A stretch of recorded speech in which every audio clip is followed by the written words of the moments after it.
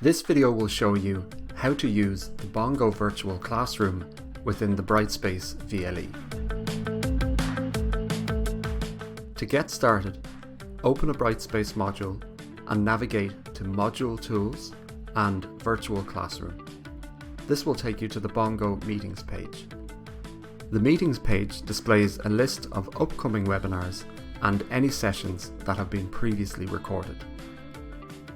To begin scheduling a meeting, click on the plus icon on the lower right corner of the screen to open the Schedule Meeting pop-up menu.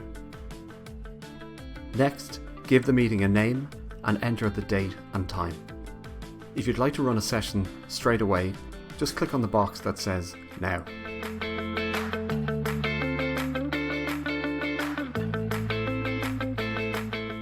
You can set the meeting duration for between 15 minutes and 4 hours, and you can also schedule repeat meetings for up to 15 weeks. The option to automatically record meetings is turned off by default, and we generally recommend leaving it this way. Once a meeting is started, you can toggle recording on and off at any time. Recordings that are published can be reviewed from the meetings page by any user in your module class list. Turn this off only if you want to restrict the availability of a recording and share it using a link. If you intend to invite users who aren't enrolled in your module or who don't have university logins, you'll need to enable Allow External Participants. You'll then have access to a shareable link with which you can invite other users. Leaving on the Invite Entire Class option means that all users enrolled in the module class list will be able to access the session. Typically, you won't need to change this setting. Students will not actually be sent an invite, but will just be able to see and open the session from within your module. If you disable this option, you'll need to manually invite individual users, which can be useful for small group sessions. If you do disable the Invite Entire Class option, save your meeting and then from the Actions button, select Manage Invites. Then you can click on individual users to include them before clicking Save. In this case, however, we're leaving this setting on, and once all of our options are configured, clicking Save to schedule our meeting.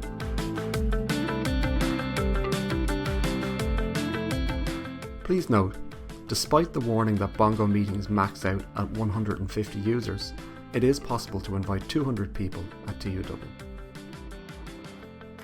So now we've scheduled a meeting and we can see it listed as an active meeting, with the scheduled date and time next to it.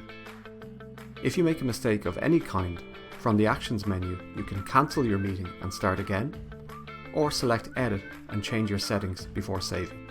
Now that you've scheduled your class, the easiest way for students to access them is to navigate to Module Tools and Virtual Classroom. Then they'll select Launch from the Actions menu next to their meeting. However, if you'd like to make your schedule more accessible to learners, to add descriptions to individual classes, links to resources, or any other information, you might wish to try linking to your meetings from within the content area. In this example, we've created a content unit called Virtual Classroom. We've then linked to our first scheduled class alongside some instructions for learners and links to other materials. To do this, from within a content unit, click on Existing Activities and select Virtual Classroom from the drop-down menu. Then click on the meeting you'd like to link to. When students click on this link, they'll be taken directly to a landing page with information about the meeting and a link for Virtual Classroom help. At the scheduled meeting time, they need only to click on Join. You can also edit a linked meeting to change its title, add a description, toggle visibility on and off, or enable or disable completion tracking. With completion tracking set to required, from the landing page you can use the completion summary to track if and when students access the link. If, when scheduling your meeting, you enabled Allow External Participants, you'll get a shareable link from the Actions menu on the Meetings page. Clicking Copy External Link will store this link in your clipboard, ready to be pasted into an email or other message or document. If you don't see the option to copy external link, select Edit from the Actions menu and double check that you've allowed external participants. Your external meeting link can also be copied from the lobby page. If you have participants who can't access your meeting using their PC or other device, or who have audio problems, they can also join using a dial-in number from any phone. Each meeting will have a unique number. To access this, launch your meeting before the scheduled time to open the lobby page, then click on Show Dial-in Information. During a meeting, this information will also be available from within the chat.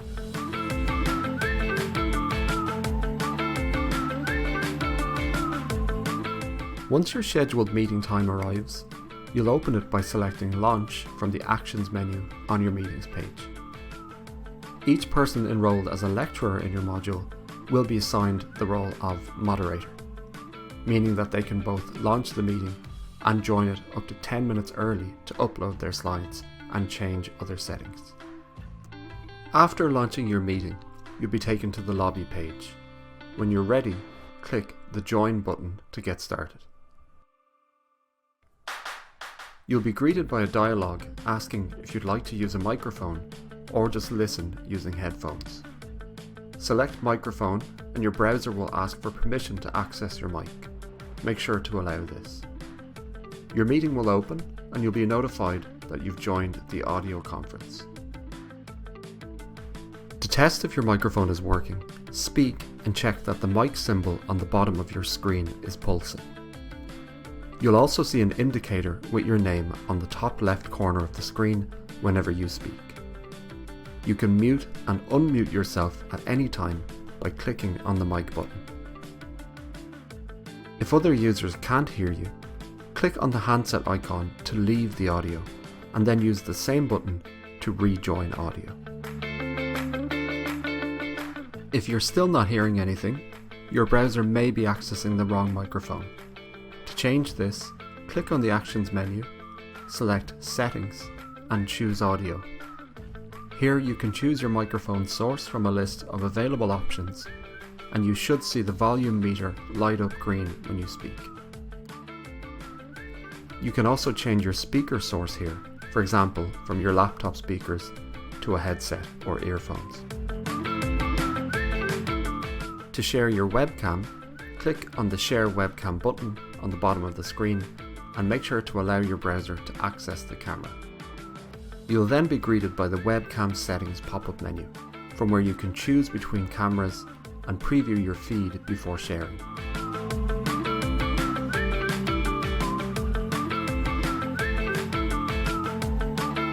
On the left-hand side of the screen, clicking on any button will open the main menu.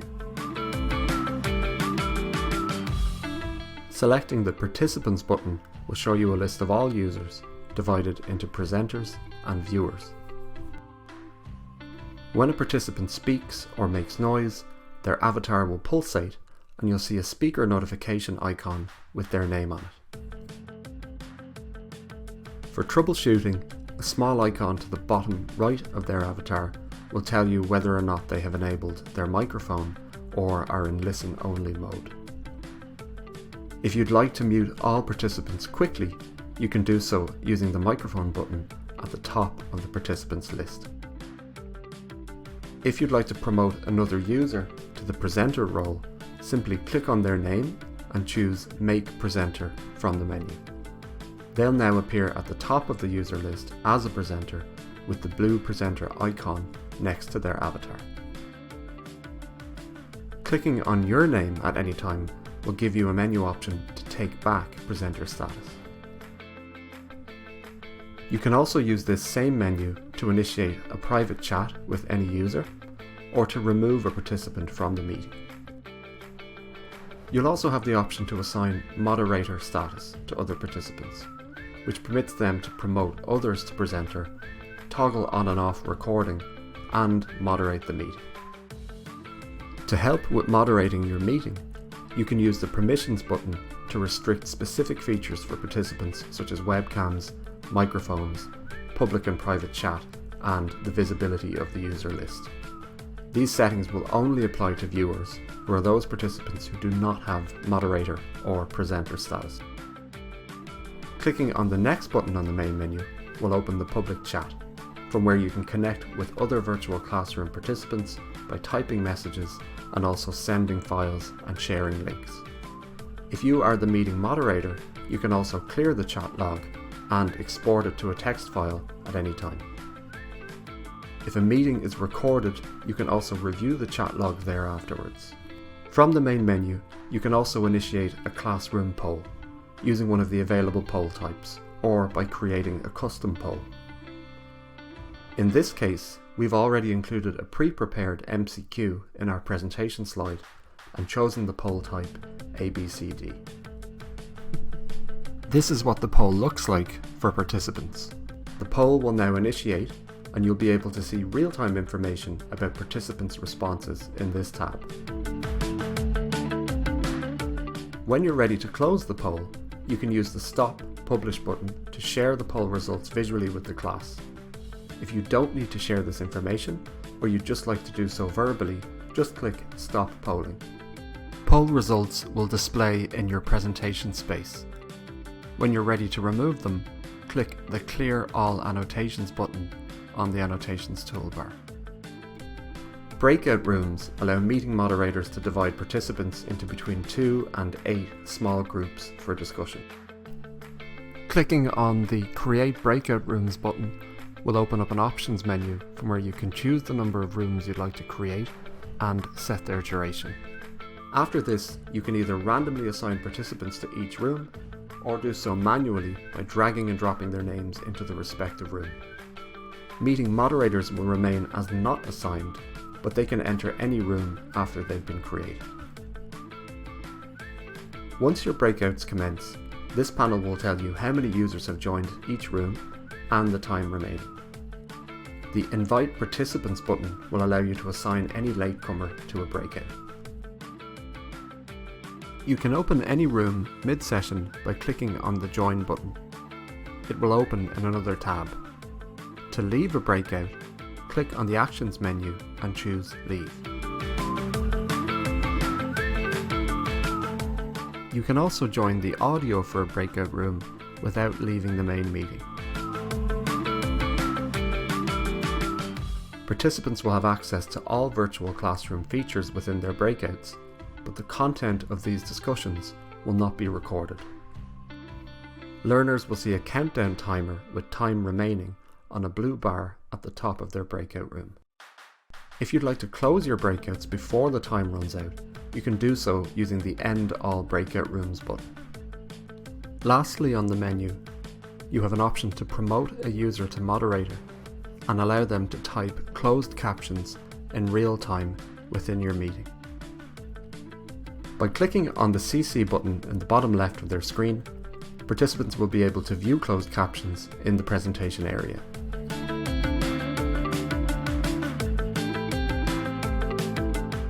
In the center of the virtual classroom, you'll find the presentation space.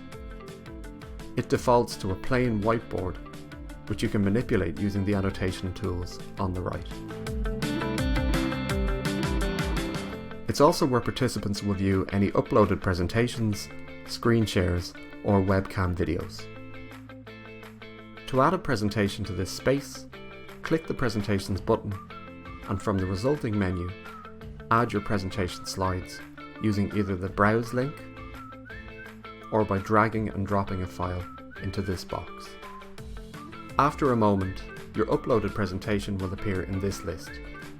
Click Upload to start the process, and when it's ready, the Start button to get going. You can upload a variety of different file types to the presentation area, including Office documents, images, and slide decks. Typically, users will upload a PowerPoint slide deck, but for best results, we recommend using a PDF. This makes the process quicker and also reduces the chance for errors. Another option for presenting is simply to share your screen and navigate your slides on your own device, which we'll explain in a moment. You can upload multiple files to the presentation area and switch between them at any time. You'll page between your slides using the forward and back buttons, or jump to specific slides with the drop-down menu. The presentation area also gives zoom controls, after which you can pan your slide side to side and up and down by holding and dragging with your mouse. These controls will also work with touchscreen gestures on most devices. Individual users can also maximize a presentation, fit it to width, or minimize it, affecting only their view. If you minimize a presentation, a Restore Presentation button will appear on the bottom right of the screen. Use the annotation tools on the right to type text over slides, draw shapes, or write with a freehand pencil. You also have options for drawing thickness and colour. You can undo your last annotation or clear all of them at any time.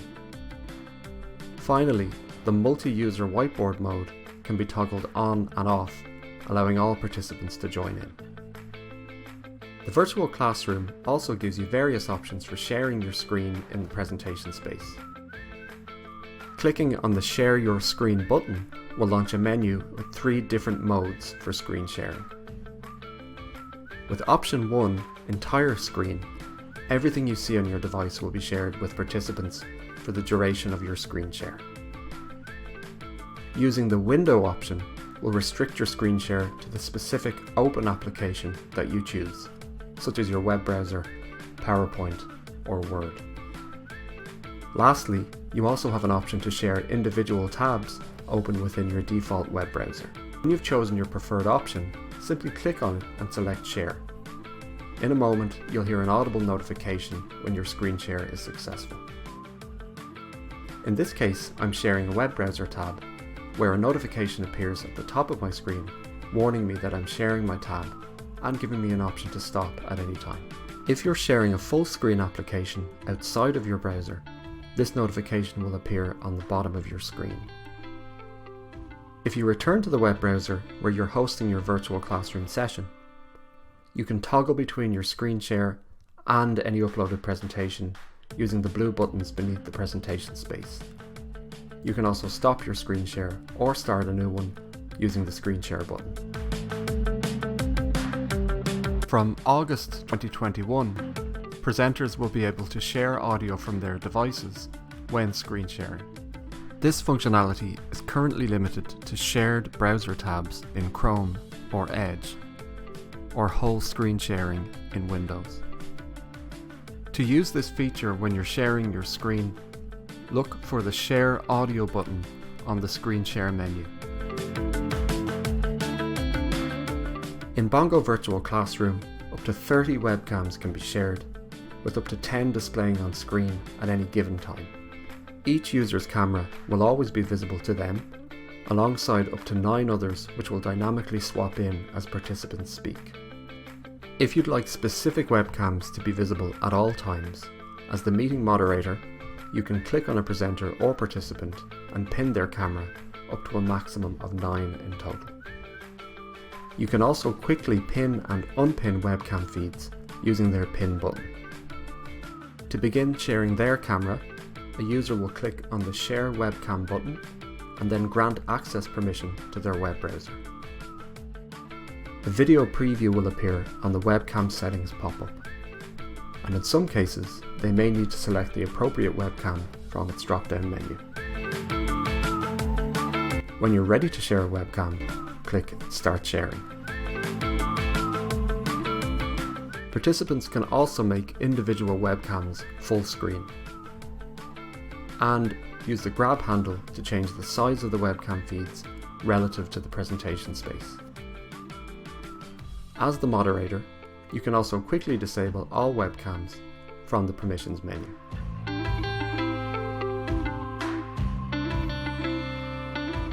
If you are a meeting moderator, you can toggle recording on using the Start Recording button above the presentation space. Once you've started recording, A visual notification will display for all users, and a recording icon and timer will appear above the presentation. Clicking on this will allow you to pause and resume recording at any time, with recorded sections stitched together after the meeting. After your session, your recording will be accessible from the Virtual Classroom Meetings page in Brightspace. If you see an hourglass symbol for the status of a meeting, this means that the recording is still rendering in the cloud and you'll need to return later to access it.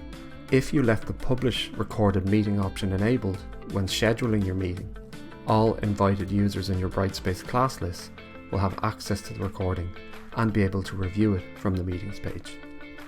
Disabling this option will restrict access to the recording and require you to link students to it from within the content area. Any published meeting recordings will be accessible for learners from the Meetings page. For the best experience though, we recommend linking to your recordings from within the module content area.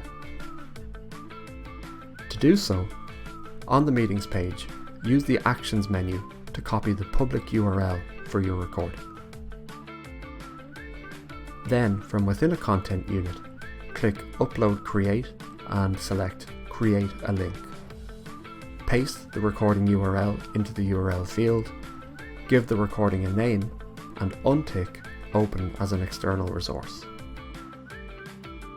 Now, when students click on a recording link, they'll be taken to a topic page where they can review the meeting recording full screen, and lecturers can use the Completion Summary tab to track student engagement with the recording. Here you can also add restrictions to control when a recording will be available to users.